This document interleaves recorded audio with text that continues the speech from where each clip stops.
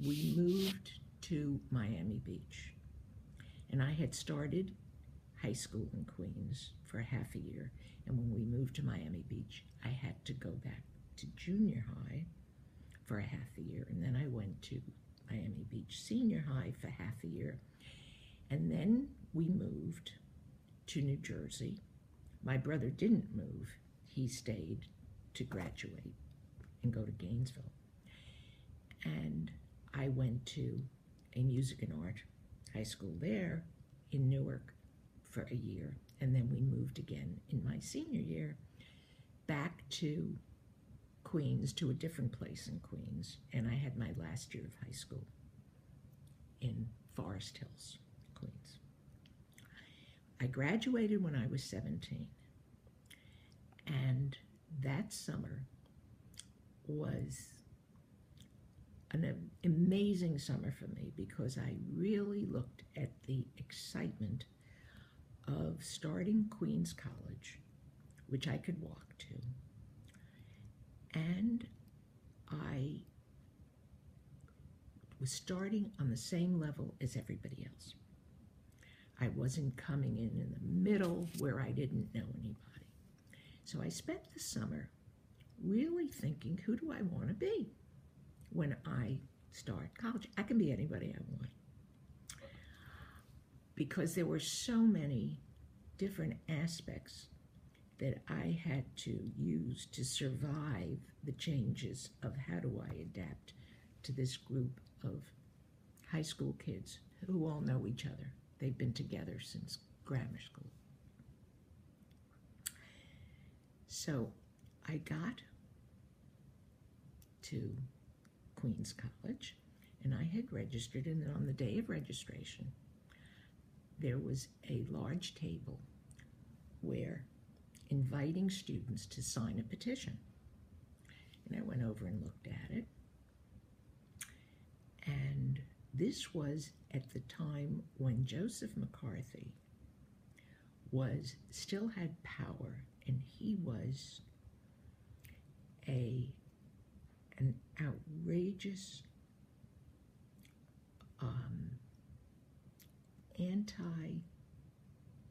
anti-democratic person. And there were the Army McCarthy hearings where people were being exiled if they had any connection at all to anything having to do with Russia, essentially. And the petition that these students were asking us to sign, or to consider signing, was the college had prohibited somebody to come speak at the university because he had been labeled a communist. By McCarthy? By Joseph McCarthy. He had not been exiled, but he had this stigma. So I was confronted with a profound dilemma for me. And it was, do I operate out of fear? And the fear was, I have no idea at 17 where I'm going in my life, if and whom I will ever marry. And at the time, everybody's background and whatever they were involved in was brought up and could condemn a person by Joseph McCarthy for life. And that was the confrontation. Do I operate out of fear and walk away and not sign? Or do I go with my belief? And what was your belief? My decision was, I will sign it. I didn't know who the man was who was coming to speak. I had heard his name, but he wasn't known to me.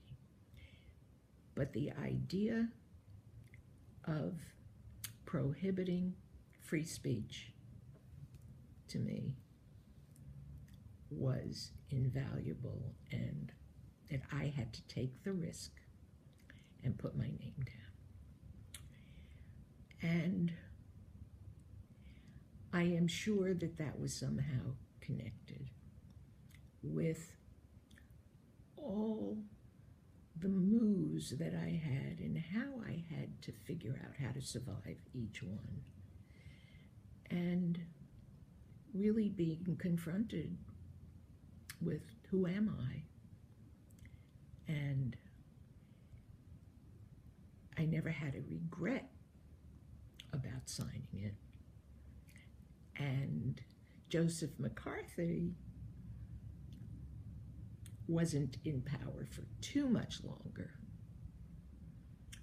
but it was a very profound, lasting experience for me. So let's go back and look at what might have happened if you had failed to sign. Wow. What do you think how do you think that might have impacted future decisions in your life? Well,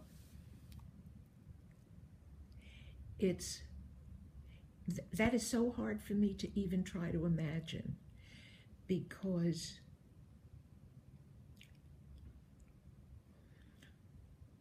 I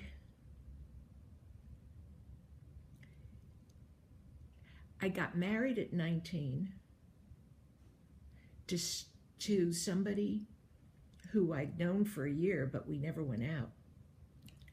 But we were very good friends, which is really even more important than dating. Uh-huh.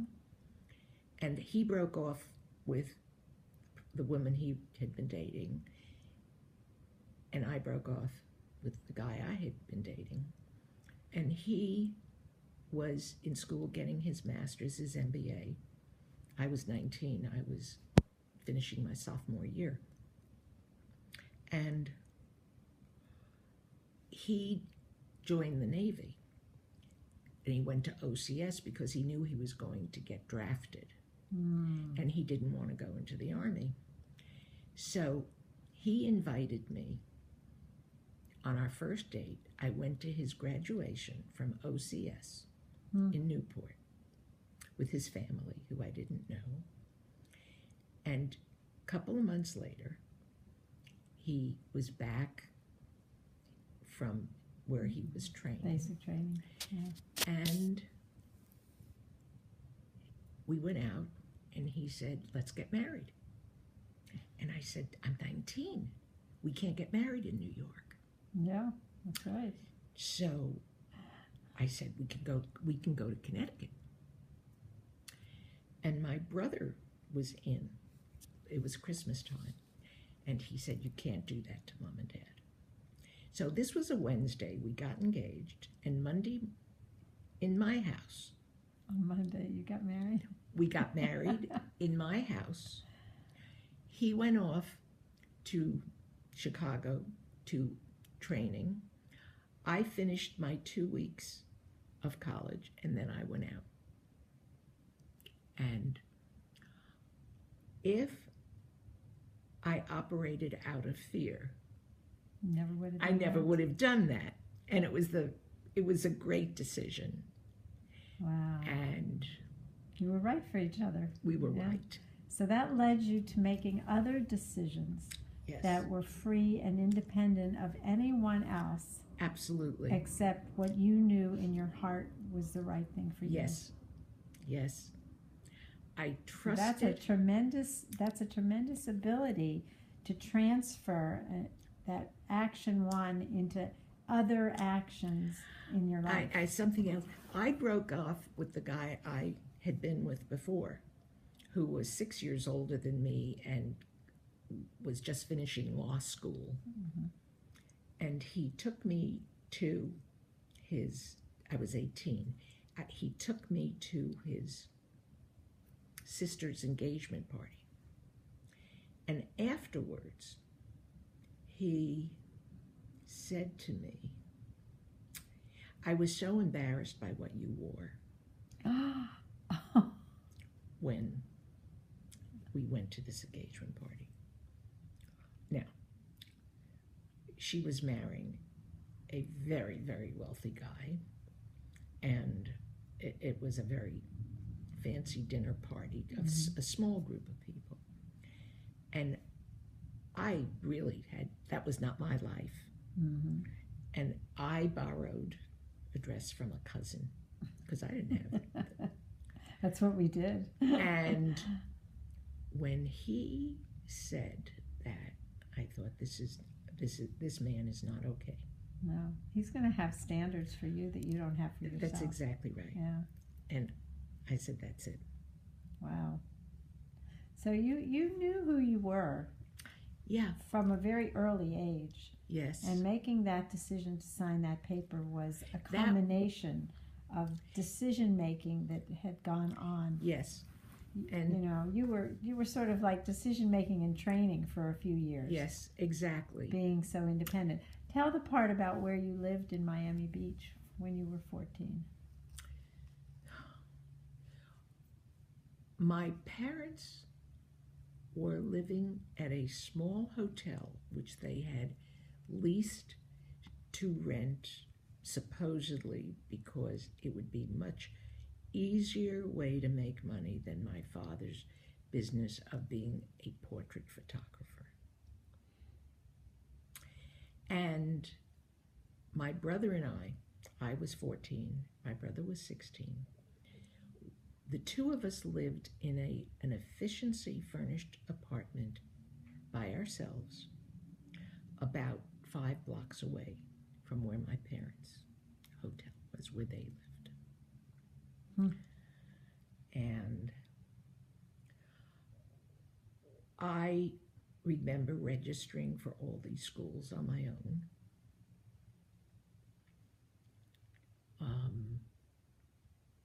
And it's interesting because about 10 or 12 years ago,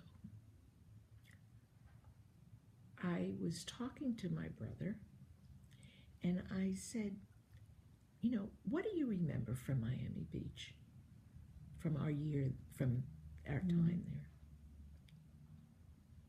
He said, oh God, it was great. Nobody watching him. I said, how was it great? He said, well, Beach High was a co-ed school. And when we moved there, he was going to Stuyvesant High School in New York, which was an all-boys school. Oh. So he said it was fantastic. I was never home, which really reinforced you were alone. That I was alone. That's right. You know, which it clarified what I had to confront. Wow. So everything was leading in that direction. Everything was leading. Yes, the challenges. I guess the word that just popped into my mind was sink or swim. Mm-hmm. Mm-hmm. You know, it... and it wasn't until that moment when you were ready to sign that petition that it kind of... You saw a bigger sense of where you had come. Yes. Yeah. It culminated in a very specific confrontation. Wow. Of That's decision wonderful. making. Very good.